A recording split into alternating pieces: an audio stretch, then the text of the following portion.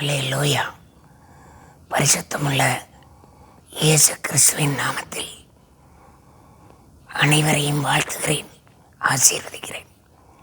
அருமையான நாளில் கூட தேவன் சென்னை டேனியல் பிரதர் மூலமாய், கிரைஸ்ட் காலிங் டிவி மூலமாய் உங்களை சந்தித்து என்னுடைய சாட்சிகளை, ஆண்டவர் செய்த அற்புதங்களை, அவர் செய்த எனக்கு கொடுத்த கிருபைகளை உங்கள் முன்பாக பகிர்ந்து கொள்ள என் தேவாதி தேவனுக்கு நன்றி சொல்லுகிறேன். என் பெயர் குமாரசாமி. நான் பேசினா மற்றவங்க திரும்பி பார்க்குற அளவுக்கு அருமையான குரல் வளம் எனக்கு இருந்தது. ஆனால் அப்போ நான் ஆண்டவரை தேடாதவனாக இருந்தேன்.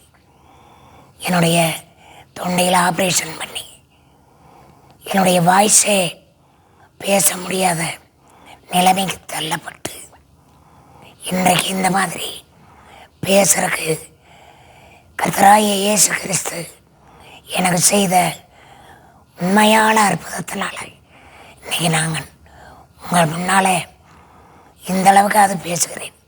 அதனால் என்னுடைய சாட்சியை நீங்கள் தயவு செய்து தொடர்ந்து கேளுங்கள். அது ஆண்டவருக்கு உடைய சித்தம் உங்கள் எல்லாருக்குள்ளும் நிறைவேற ஏதுவாயிருக்கும். நான் திருப்பூர் மாவட்டம் பல்லடம் தாலுக்கா கர்ணபாளையம்ங்கிற ஊரில் வாழ்ந்து கொண்டிருக்கிறோம். என் அப்பா பெயர் கோவிந்தசாமி கவுண்டர், அம்மா பெயர் வள்ளியம்மாள்.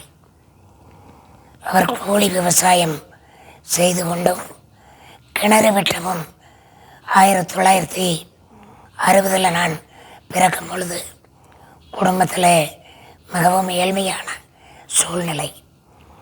அவர் அந்த ஒரு நாளைக்கு ₹5 சம்பளத்திற்கு சென்று கூலி வேலை கிணறு வெட்டி அந்த பணத்தை பாதியை குடிச்சிட்டு பாதியை அம்மாவிடம் கொடுத்து குடும்பம் நடத்துவதற்கே மிகவும் சிரமமான சூழ்நிலை இருந்தால், பாதி பணத்தை ஏன் கொடுக்குறீங்கன்னா பயங்கரமான சண்டையாக இருக்குது. அதை பார்க்கும் பொழுது நாங்கள் குழந்தை பருவத்தில் இருந்ததுனால எங்களுக்குள்ளேயே ஒரு பெருமையாய் தோன்றும். பிறகு அப்படி இருக்கும் பொழுது வறுமையான சூழ்நிலை.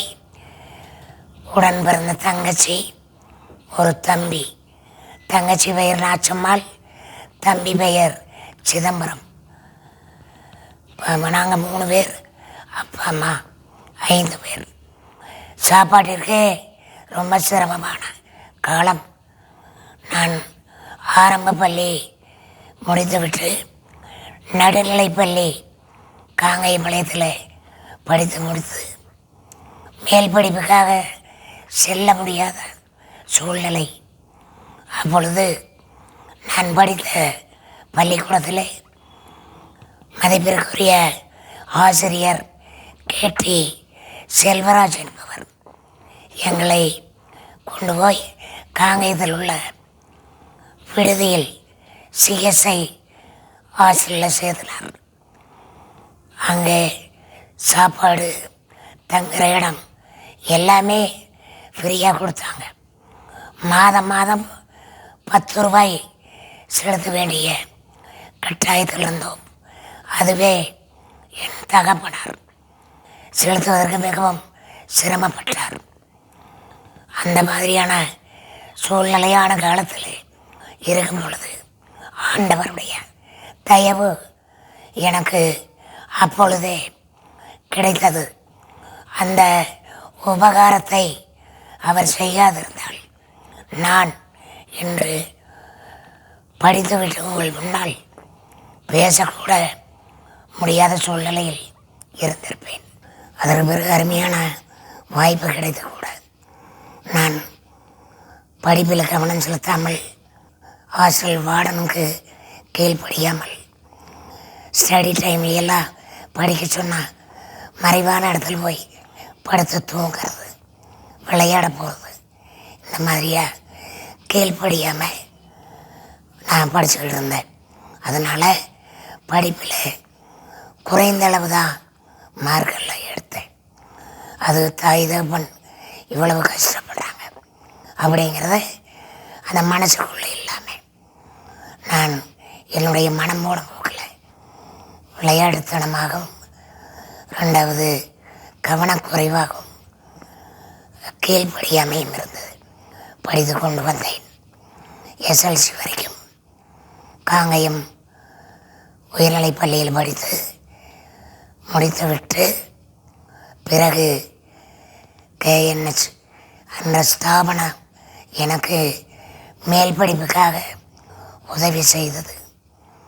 நான் PUC பொள்ளாச்சி NGM காலேஜில் படிக்க சென்றேன். எனக்கு கணக்கு, கெமிஸ்ட்ரி இந்த ரெண்டுமே வராது. அதனால் ரொம்ப வருத்தப்பட்டு படித்தா கூட அது நம்ம மைண்டில் ஏறாத மாதிரி இருந்துச்சு. அங்கே பொள்ளாச்சி NGM காலேஜ் ஹாஸ்டலில் கெட்ட நண்பர்களுடைய சாவகாசம், அதில் பீடி, சிகரெட் இது மாதிரி குடிச்சு பழகி அதற்கு அடிமையாக இருந்தேன்.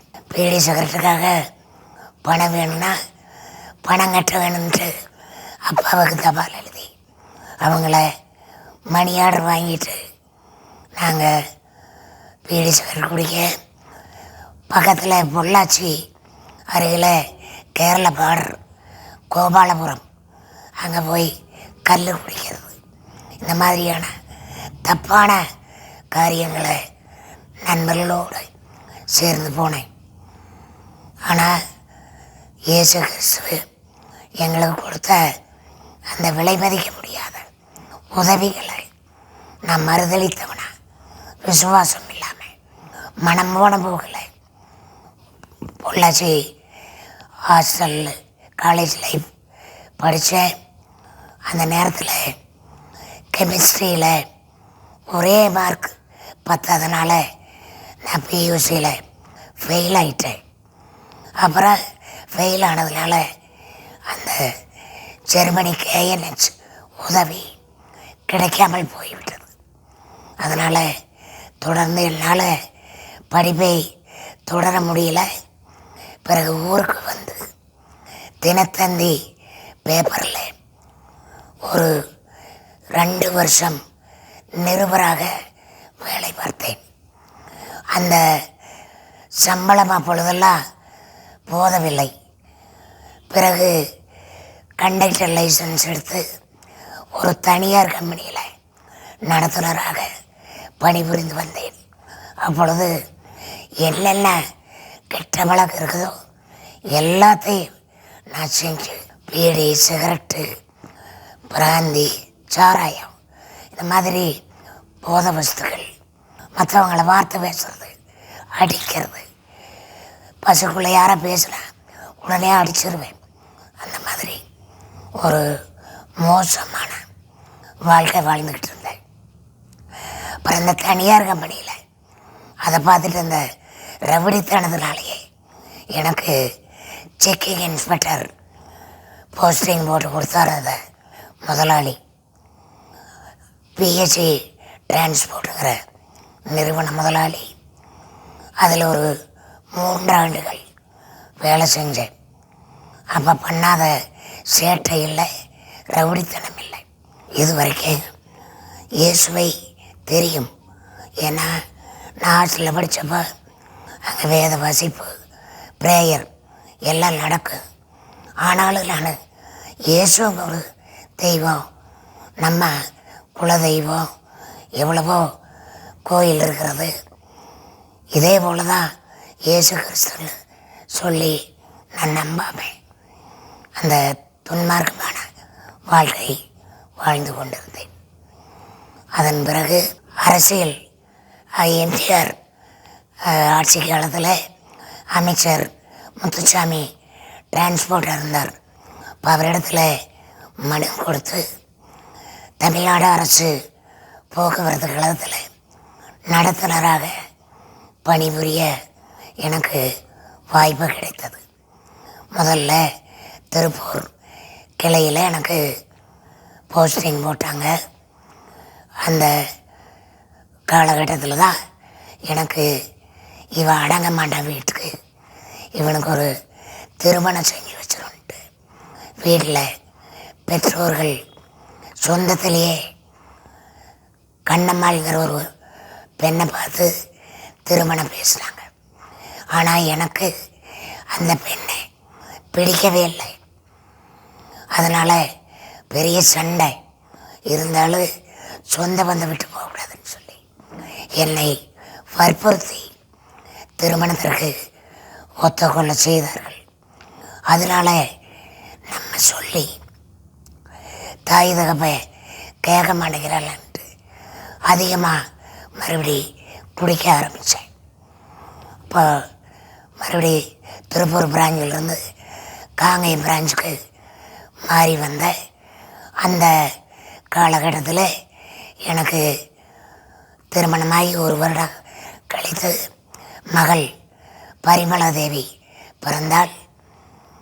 அதன் பிறகு ஒரு 3 வருடம் கழித்து மகன் பூபதி பிறந்தான்.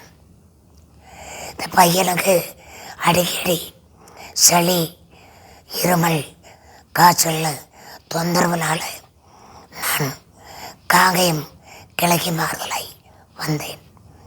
வந்து அந்த கெட்ட வழி, கெட்ட பாவம் எல்லாம் தொடர்ந்து நடந்து கொண்டிருந்தது. வீட்டில் எனக்கு மனைவிக்கு ஒரு ஒற்றுமை இல்லை. எதற்கெடுத்தாலும் சண்டை, எதற்கெடுத்தாலும் அடிதடி. நான் அநேக தரம் அடிச்சிடுவேன், குடிச்சிட்டு வந்தால் அடிப்பேன், அவன் பேசிக்கிட்டே இருப்பான். இந்த மாதிரி இருந்துக்கிட்டு இருந்துச்சு. அப்போ அந்த காலகட்டத்தில் டிரான்ஸ்போர்ட்டில் கண்டக்டர் இருக்கிறப்போ அவ்வளவு முதல்லையே சொன்ன மாதிரி தெளிவான குரல். பஸ்ஸுக்குள்ளே நான் பேசலாம், எல்லாருமே திரும்பி பார்ப்பாங்க. அந்த மாதிரி அற்புதமான குரல் மங்க ஆரம்பித்தது. இருக்க இருக்க வாய்ஸ் குறைஞ்சது.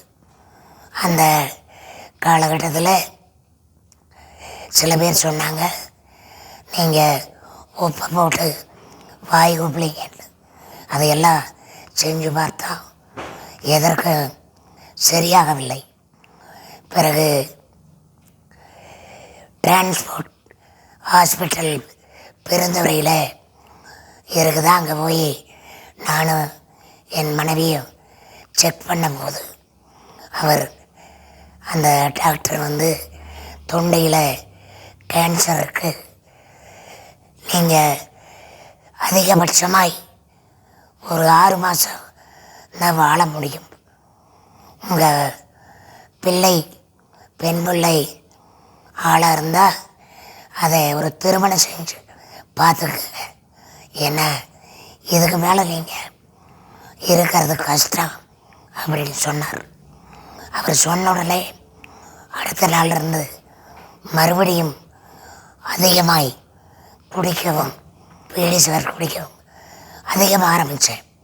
இனிதான் நம்ம சாக போகிறோமில்ல, இனி நம்ம இருந்து என்ன பண்ணுறோம், அனுபவிப்போம்னு சொல்லி அதிகமாக குடித்து கொண்டிருந்தேன். அந்த வேளையில் தான் என்னுடைய தம்பி சிதம்பரம்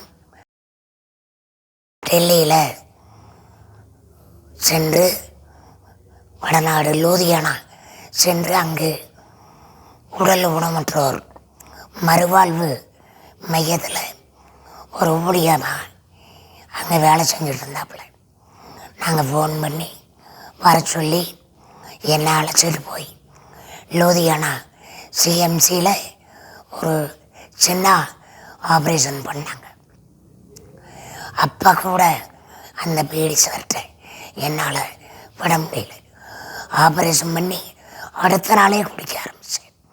தம்பி நிறைய அறிவுரை சொன்னாப்புல, அண்ணா இயேசுவே உங்களுக்கு தெரியும், இயேசு கிறிஸ்து மெய்யான தேவன், நீங்கள் என்ன அன்னைக்கூட சேர்ந்துட்டு இன்னும் கிடா வெட்ட பொங்க வைக்க இப்படியெல்லாம் போகாதீங்க.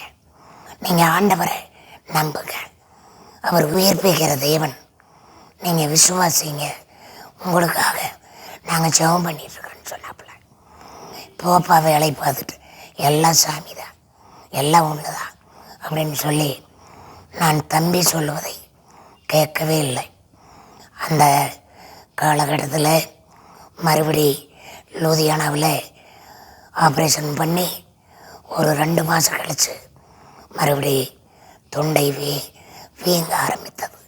ஆஸ்பத்திரி செலவெல்லாம் லூதியானாவில் தம்பி தான் போட்டு என்னை ஆறுதல் படுத்தி கூட்டிகிட்டு வந்தாப்புல. மறுபடி வீங்க ஆரம்பித்த உடனே வெள்ளூர் சிஎம்சி போனோம். சிதம்பரம் அங்கே அழைச்சிட்டு போனாப்புல. அங்கே போய் எல்லாம் மறுபடியும் செக் பண்ணோம். பார்க்கும் பொழுது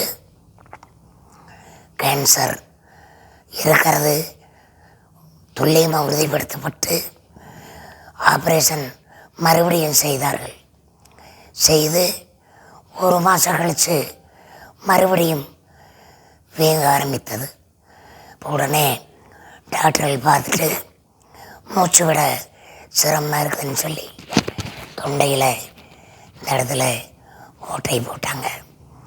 ஒரு 3 மாத காலம் அந்த ஓட்டை வழியாக தான் மூச்சு, தண்ணி, ஆகாரம் எல்லாமே லேசாக கரைச்சி தான் சாப்பிட முடியும். எதுவுமே பேச முடியாது. டியூப் மாற வச்சுருந்தாங்க. நமக்கு எதாவது தேவைன்னா எழுதி பேப்பரில் காமிச்சு தான் பெற்றுக்கொள்ளக்கூடிய சூழ்நிலைகள். அந்த மாதிரியாய் இருக்கும் பொழுது அந்த ஓட்டை போட்டு வீட்டுக்கு வந்துட்டோம். வீட்டில் வந்து ஒரு மத காலம் இருந்தோம். அப்போ எங்கள் அப்பா ஏற்கனவே இறந்துட்டார். அம்மா தான் இருந்தாங்க. அம்மா ஆண்டவரை குறித்து அறிஞ்சிருந்தாங்க. தம்பி சொன்னதுனால விசுவாசத்துக்குள்ளே அவங்கள இருந்தாங்க. அவங்கள எனக்காக ஜெபம் பண்ணி கொண்டு இருந்தாங்க. இப்போ இனி மகன் பிழைக்க மாட்டான், எல்லோரும் வந்து பார்த்துட்டு போயிருக்குன்னு சொல்லி சொந்த பந்தத்துக்கெல்லாம் சொல்லி விட்டுட்டாங்க. ஏன்னா அவ்வளவு ஒரு கிரிட்டிக்கலான அந்த சூழ்நிலை. மறுபடியும் சொந்த பந்தமெல்லாம் வந்து பேசிக்கிட்டு இருக்கிறாங்க. என் காதில் விழுகுது. இந்த வியாதி வந்து எவனுமே பிழைச்சதில்லை, இது என்ன ஆகுமோ அப்படின்னு சொல்கிறதெல்லாம் என்னோடய காதில் விழுந்தது. மறுபடியும் நான் யோசிச்சுக்கிட்டு இருந்தேன். அப்போ கூட நான் இயேசு கிறிஸ்துவை நம்பணும், கும்பிடணுங்கிற அந்த எண்ணமே வரல. அந்த ஏதோ பரிகாரம் பண்ணணும், அது பண்ணணும்னு சொல்லி என்னுடைய மைத்தினர் யாரையோ கூட்டியந்து பரிகாரமெல்லாம் பண்ணி செஞ்சாங்க. அதற்கு சரியாகலை.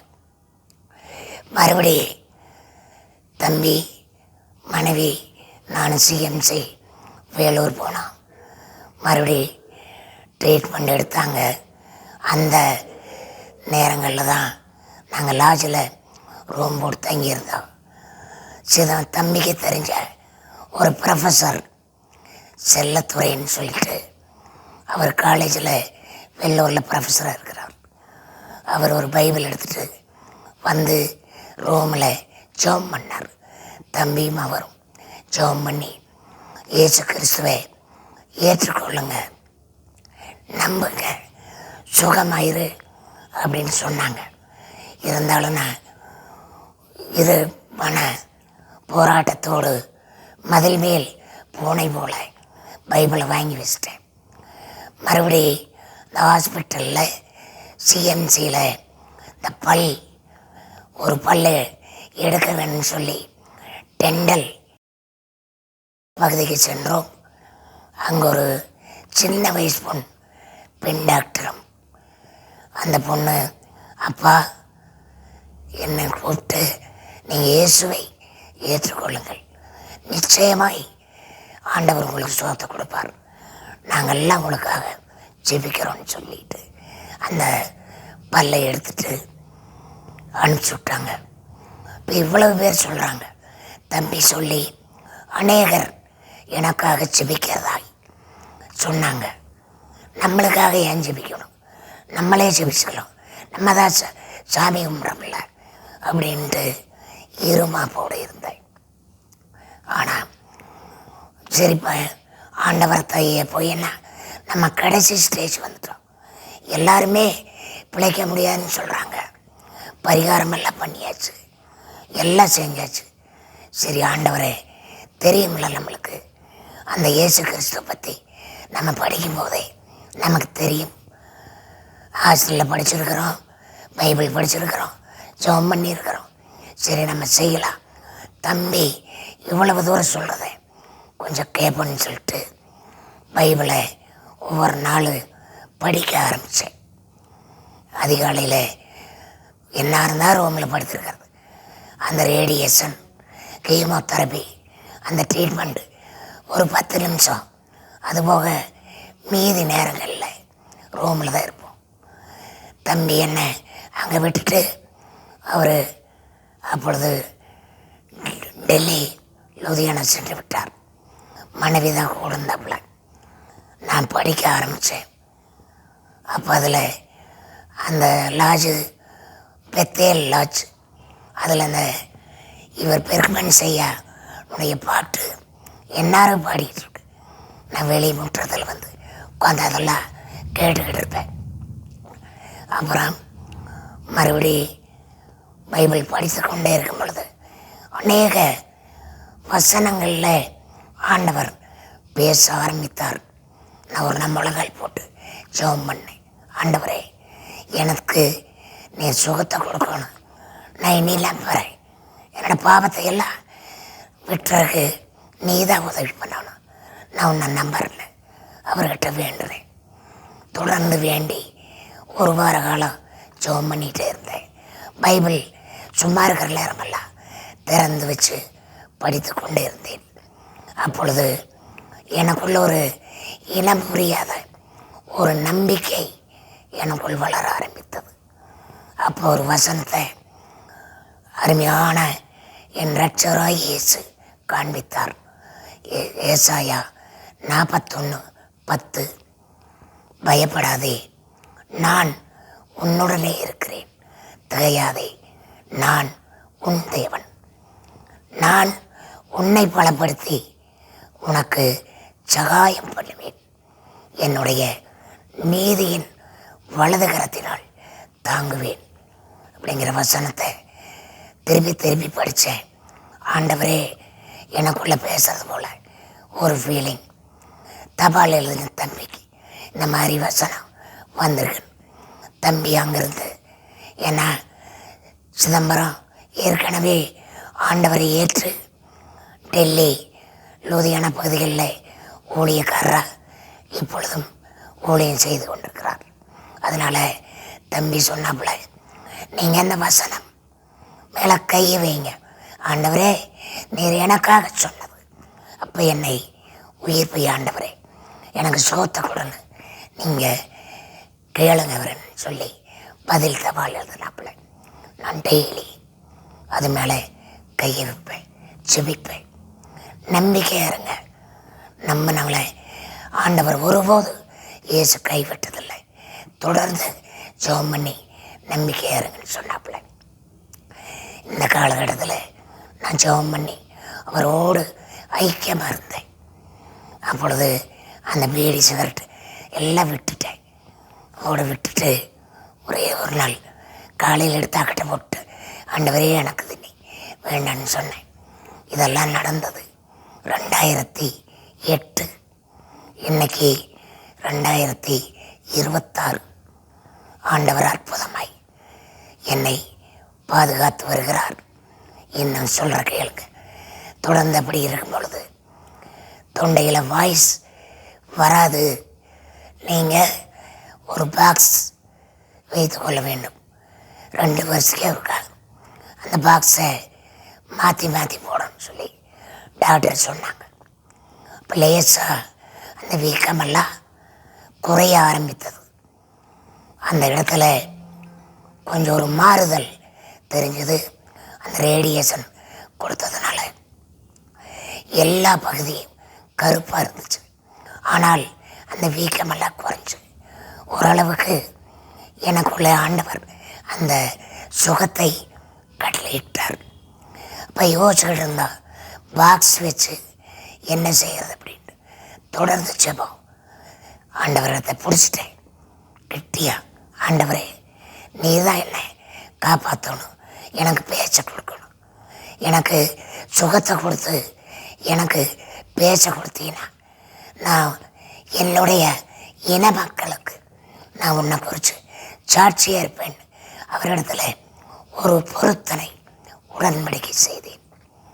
அப்பொழுது ஆண்டவர் ஒரு வாரம் கழித்து ஒரு வசனம் காண்பித்தார். எசேக்கியேல் 29:21. இஸ்ரவேல் மத்தியில் தாராளமாய் பேசும் வாயை நான் உனக்கு கட்டளையிடுவேன். அப்பொழுது நான் கர்த்தர் என்று அறிந்து கொள்வார்கள். எனக்கு ரொம்ப சந்தோஷம். டாக்டர்லாம் பேச முடியாது, பாக்ஸ் வைக்கணும்னாங்க. ஆனால் ஆண்டவர் சொல்கிறார், தாராளமாய் பேசுகிற வாயை கட்டளையிடுவேன்.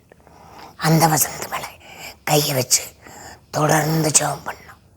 ஜெபம் பண்ணிகிட்டே இருந்தேன். எனக்காக அநேகர் பிரார்த்தனை பண்ணாங்க. தம்பி, ப்ரொஃபஸர், எல்லாம் நிறைய மக்கள், சபை போதகர்கள், விசுவாசிகள் அநேகர் தம்பி சொன்னதுனால அநேகர் செபித்தார்கள். ஆண்டவர் அற்புதமாய் அந்த வேகமெல்லாம் வந்துச்சு. லேசாக அந்த பாக்ஸ் எல்லாம் தொண்டை விட்டு எடுத்து க்ளோஸ் பண்ணிட்டாங்க. அப்போ கீச்சு கீச்சுன்னு லேசாக குரல் வர ஆரம்பித்தது. வர ஆரம்பிக்கும் பொழுது தெளிவாய் பேச முடியல. லேசாக பேச பேச வாய்ஸ் மறுபடியும் வர ஆரம்பித்தது. மெதுவாக பேச ஆரம்பித்தேன். இருக்க இருக்க தெளிவாய் வந்தது. இந்த அற்புதம் யாராலும் செய்ய முடியாது. அடித்து சொல்லுவேன், கேன்சர் வந்து தொண்டையில் வந்து நான் பழச்சிருக்கிறேன்னா நான் அவருக்கு பண்ண உடன்படிக்கையின் தேவன், சேனைகளின் தேவன், நமக்காக யுத்தம் செய்கிறவர், நமக்காக சுகத்தை கொடுக்கிறவர், அற்புதம் இன்னைக்கு செய்கிறார். நம்ம நம்பணும். இந்த மலையை பார்த்து நீ போய் கடலிலே விழு என்று விசுவாசத்தோடு சொன்னால் அது நடக்கும்னு பைபிளில் இயேசு கிறிஸ்து சொல்லியிருக்கிறார்.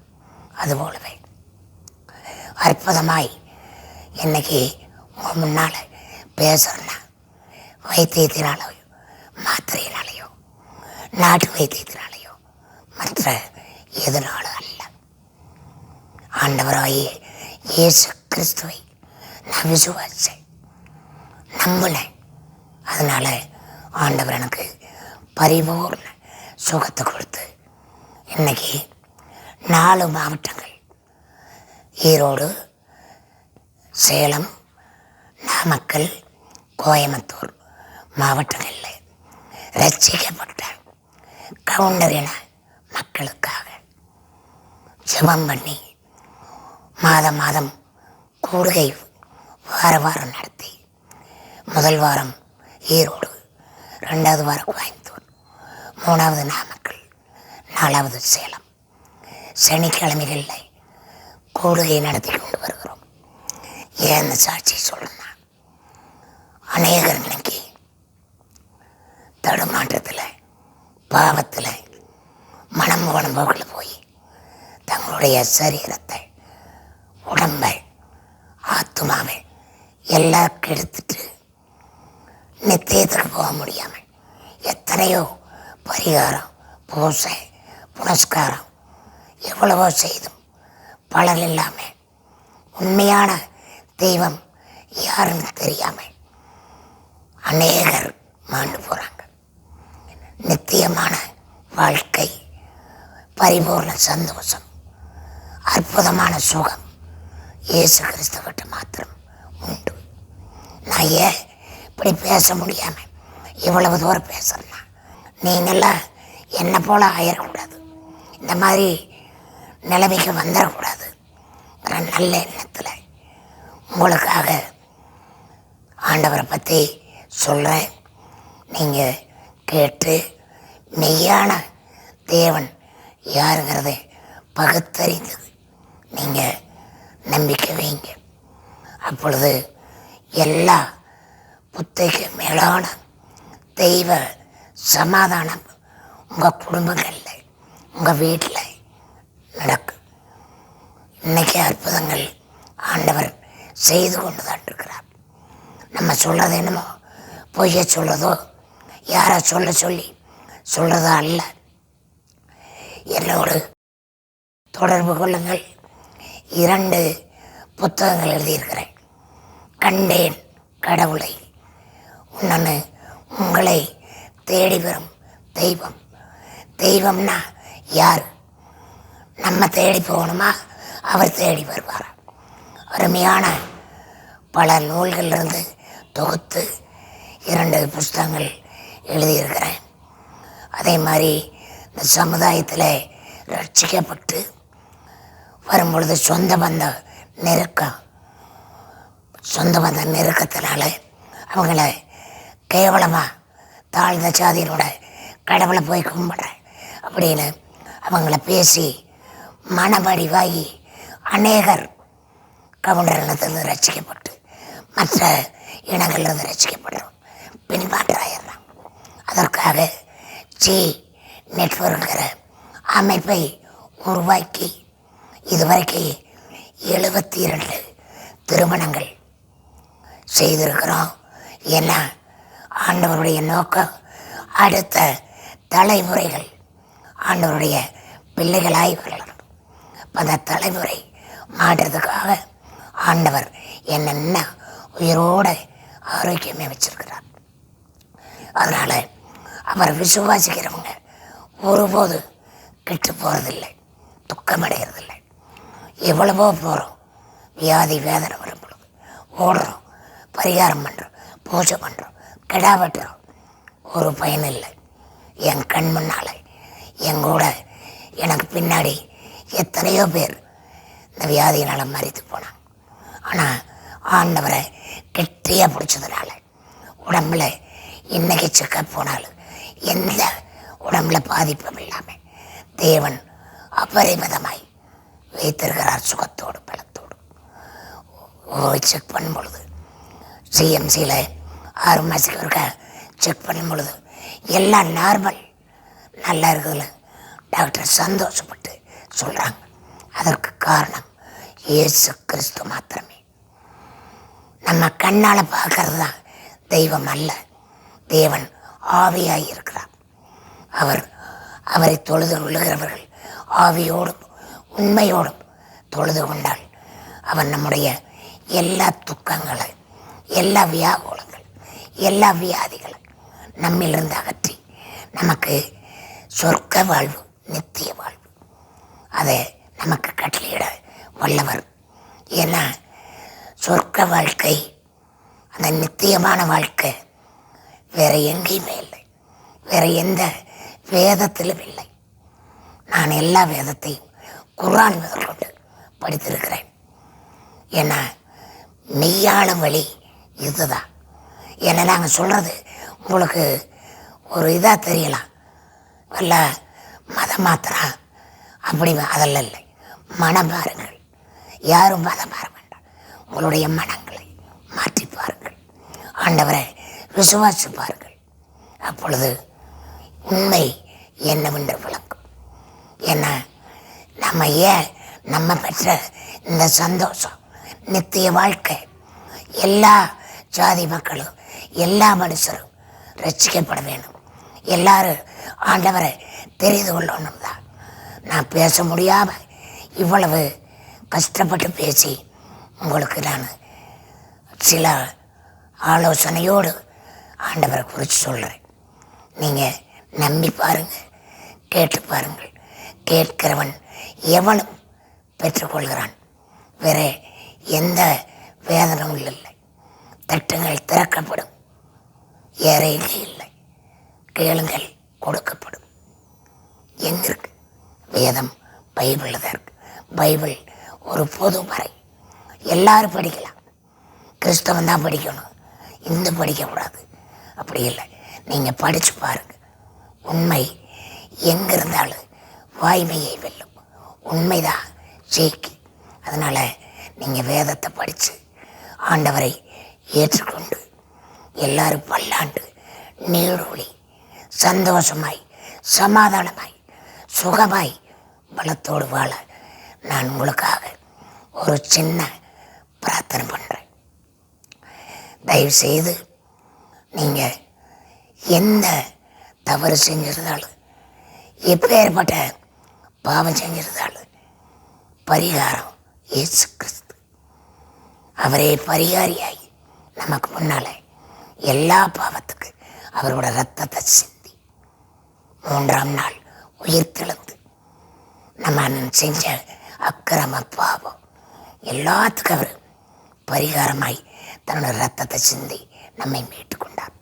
அதனால் உங்களோட வியாதி, உங்களோட வறுமை, உங்களுடைய போராட்டம், உங்களுடைய சண்டை சச்சரவுகள், சமாதானம் இல்லாத வாழ்க்கை, வழக்குகள், பிரச்சனைகள் எதுவாக இருந்தாலும் நீங்கள் அவரிடத்தில் சொல்லுங்கள். கேட்கிறவன் எவனும் பெற்றுக்கொள்கிறான்.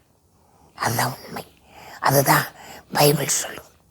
ஆகவே நீங்கள் தயவு செய்து, நான் சொல்கிறதுக்காகவோ கிறிஸ்துவ மதம் மாற்றுறதுக்காகவோ நான் சொல்லலை. நீங்கள் உள்ளத்தை மனசை மறுரூபப்படுத்துங்கள். மறுரூபமானதான் உண்மை தெரியும். எதை பார்க்கக்கூடாது செய்யக்கூடாதுன்னு இல்லை. நல்லது எங்கெங்கே இருக்கோ அதையெல்லாம் நம்ம தான் தேடி கண்டுபிடிக்க வேண்டும். இப்போ என்னுடைய மகனுக்கு மகளுக்கு 2 பிள்ளைகளுக்கு திருமணம் செய்து 3 பேத்திகள் இருக்கிறாங்க. தேவனோட கிருபையினால எல்லாம் சந்தோஷமாக சமாதானமாக ஆசீர்வாதமாய் ஆண்டவர் வைத்திருக்கிறார். நம்ம விசுவாசிக்கும் பொழுது நம்ம மூலமாய் ஆண்டவர் அற்புதங்களை செய்கிறார். வேறு யாரும் இல்லை. என்னுடைய தாயாருக்கு 7 பிசாசுகள் பிடித்திருந்து ரொம்ப சிரமப்பட்டிருந்தாங்க. அவங்கள முழங்கால் போட சொல்லி ஜெபித்தோம். ஒரே நாள் அதிலிருந்து அவங்க பரிபூர்ண சுகமாக சந்தோஷமாக 87 வயசாகுது. அவங்களே சமையல் பண்ணி ஆண்டவரை ஏற்றுக்கொண்டு சந்தோஷமாய் வாழ்ந்து கொண்டிருக்கிறார்கள். இதுபோல் அநேக அற்புதங்களை ஆண்டவர் நம்ம மூலமாக செய்து கொண்டு வருகிறார். அதனால் நீங்கள் தொடர்ந்து பிரார்த்தனை பண்ணுங்க. நம்ம எல்லாரும் இப்போ கண்களை மூடி ஜெபிப்போம். எங்களை அதிகமாய் நேசிக்கிற கிருபையின் நாதா, இந்த அருமையான நன்னாளில் கூட தேவரீர் என்னுடைய பாவியாய் இருந்த என்னை மீட்டு இரட்சகரான இயேசு இன்னைக்கு உம்முட கிருபையினாலே நீதிமானாக்கி ஆண்டவரே ஊழியத்தில் பல விதத்தில் பயன்படுத்தி வருகிற உம்முட கிருபைக்கு நன்றி. அதுபோல் சென்னை மாநகரத்திலிருந்து வந்திருக்கிற Christ calling TV mister Daniel பிரதருக்காக ஜெபிக்கிறோம். அவங்களுடைய குடும்பங்களுக்காக, பிள்ளைகளுக்காக, ஊழியத்துக்காக ஜெபிக்கிறப்பா. அவர் எவ்வளவு பிரயாசப்பட்டு சாட்சியுள்ள மக்களை தேடி இன்வால்வாகி அவங்களுடைய சாட்சிகளை தேவன் நாமம் மகிமைக்காய் செய்கிற அந்த ஊழியம் ஆசீர்வதிக்கப்படும். இன்னும் உள்நாட்டில் மாத்திரல்ல, வெளிநாடுகளில் இந்த ஊழியம் பலிகை பெருகட்டும். தேவைகளெல்லாம் இயேசுவின் நாமத்தில் சந்திக்கப்படட்டும். அவர் செல்ற இடமெல்லாம் ஆண்டவரே உம்முடைய நாமம் மகிமைப்படட்டும். எல்லாவற்றையும் ஆசீர்வதி, அடியானையும் பாதுகாத்து கொள்ளும். நான் அநேகருக்கு, அநேக மக்களுக்கு நாங்கள் சாட்சியாக இருக்க கோயம்புத்தூரில் இந்த அருமையான இயேசு கிறிஸ்துவின் அன்பின் ஆலயத்தின் போதகருக்காக, சபைக்காக இந்த இடங்களை கொடுத்து எங்களை ஆதரித்த அந்த நல்ல சபை போதகருக்காக தேவனுக்கு நன்றி சொல்கிறோம். அவரோட ஊழியம் இந்த பகுதியில் இன்னும் பெருகணும், அநேக ஆத்துமாக்கள் ரட்சிக்கப்படணும். அதுபோல் என்னுடைய சாட்சி தேவைப்படுவோர் பிரதர் டானியல் பிரதரை தொடர்பு கொண்டு பெற்றுக்கொள்ளலாம். சபைகளுக்கு சாட்சி சொல்ல வேண்டாம், அடியானை அழைக்க என்னுடைய நம்பரை பிரதரிடத்தில் வாங்கிக் கொள்ளுங்கள். கர்த்தர் தாமே உங்கள் அனைவரையும் ஆசீர்வதிப்பாராக. ஹல்லேலூயா, ஹல்லேலூயா, ஹல்லேலூயா. அன்புக்குரியவர்களே, இப்பொழுது ரிச்சி சேரிட்டி ட்ரஸ்ட் மூலமாக ஒரு கிராமத்தையே தத்தெடுத்து அந்த கிராமத்தில் வசிக்கும் கைவிடப்பட்ட திக்கற்ற முதியோர்களை கண்டுபிடித்து அவர்களுக்கு ஜாதி மதம் என்று பாராமல் தினமும் உணவளித்து வருகிறோம். எனக்கு சாப்பாடு கொடுக்கறதுக்கா ஆளே இல்லை, வீட்டில் சாப்பிடுன்னு சொல்கிறவங்களே இல்லை. அந்த மாதிரி வர வாங்கிட்டேன். இப்படி ரொம்ப வேதனையாக இருந்தேன். நான் நம்மளுக்கு சாகிற நேரத்தில் இன்னும் சுயநாள் கிடச்சின்னு வேதனையாக இருந்தேன். அப்போது ஏசப்பா சாப்பாடு போய் சாப்பிட்லாம் எனக்கு சந்தோஷமாக வந்தேன். வந்து சாப்பிட்டுங்க. சாப்பாடு போடுறவங்களுக்கெல்லாம் நன்றி ஏசப்பா, நல்லா வாங்கினவங்க நல்லா இருக்கணும், எங்களுக்கெல்லாம் சாப்பாடு கொடுக்குறாங்க, நாங்கள் பசியில்லாத சாப்பிட்றோம், அவங்க நல்லா இருக்கணும், அவங்க நல்லா இருந்தால் எங்களுக்கு ஒன்றும் கொஞ்சம் சாப்பாடு சாகிற வழியில் கொஞ்சம் சாப்பாடு கொடுப்பாங்க. எனக்கு யாரும் கிடையாது, பிள்ளை இல்லை, பொண்ணு இல்லை, யாரும் இல்லை. சாப்பாடு பாடுற ஐயாவா நல்லா ஊடு குடும்பம் நல்லா ஆசீர்வதிக்கணும். ஆண்டவரை ஏச நாமத்தில் மகிமுண்டாட்டு நானே ஒரு அண்ணாச்சி சுவாமி நான் வர்றேன். இந்த காலை கொஞ்சம் முடியல, ஏந்துக்க முடியல, என் உடம்பு ஆரோக்கியத்தை கொடுப்பீங்க. சாப்பாடு வந்து சாப்பிட்டு பாரு, உடம்பு ஆரோக்கியமாகுது. ஏசப்பா, எனக்கு இதுதான் துணை, எனக்கு யாரும் கிடையாது. இந்த சாப்பாட்டில் தான் நான் வாழ்ந்து சாப்பிட்டு போய் பார்த்துக்கிறேன். அதான் ஏசப்பா, உனக்கு நன்றி, கொடியான கொடி நன்றி ஏசப்பா. அன்பானவர்களே, வேதம் சொல்லுகிறது, இரக்கமுள்ளவர்கள் பாக்கியவான்கள், அவர்கள் இரக்கம் பெறுவார்கள் என்று. நன்மை செய்ய உனக்கு திராணி இருக்கும்போது அதை செய்யத்தக்கவர்களுக்கு செய்யாமல் இராதே என்றும் வேதம் சொல்லுகிறது. அது மட்டும் இல்லைங்க, ஏழைக்கு இறங்குகிறவன் கர்த்தருக்கு கடன் கொடுக்கிறான் என்றும் வேதம் சொல்லுகிறது. உங்களுக்கு ஒரு அன்பான வேண்டுகோள், நீங்களும் இது போன்ற அநேக கிராமங்களில் ஒருவேளை உணவு கூட இல்லாமல் முதியோர்கள் கஷ்டப்பட்டு வருகிறார்கள். இந்த கைவிடப்பட்ட முதியோர்களுக்கு உணவளிக்க விருப்பமுள்ளவர்கள் இந்த மகத்தான ஊழியத்தில் இணைந்து கொள்ள அன்புடன் அழைக்கிறோம். கர்த்தர் தாமே உங்களை ஆசீர்வதிப்பாராக. ஆமேன்.